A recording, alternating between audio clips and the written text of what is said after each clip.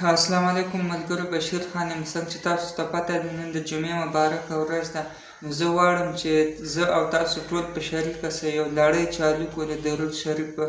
ګوره جبرائیل علیه السلام وایي چې په رسول الله صلی الله علیه وسلم باندې څوک درود شریف وایي نو وایي زه هغه رحمتونه نشم شمارلی چې په هغوی باندې څومره رحمتونه راورېږي.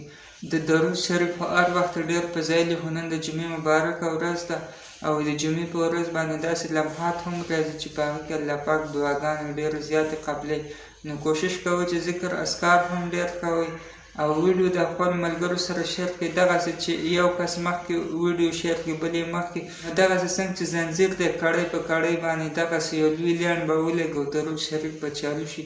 که چېرې تاسو وغواړئ نن به په لکونو او په کروړونو باندې په رسول الله صلی الله علیه وسلم باندې درود شریف وویل شي. د جمعې ډېره بختوره ورځ ده چې د جمعې په ورځ باندې دنیا الله پاک جوړه کړې هم ده او د جمعې په ورځ باندې به ختمېږي هم، او د جمعې په ورځ باندې د ذکر اذکار ډېر زیات فضیلت دی.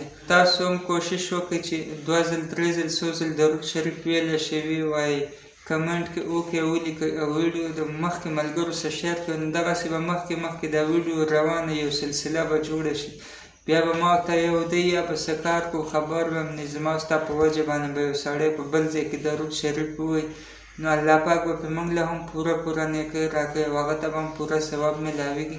د ویډیو کتلو ډېره زیاته مننه. وسلام.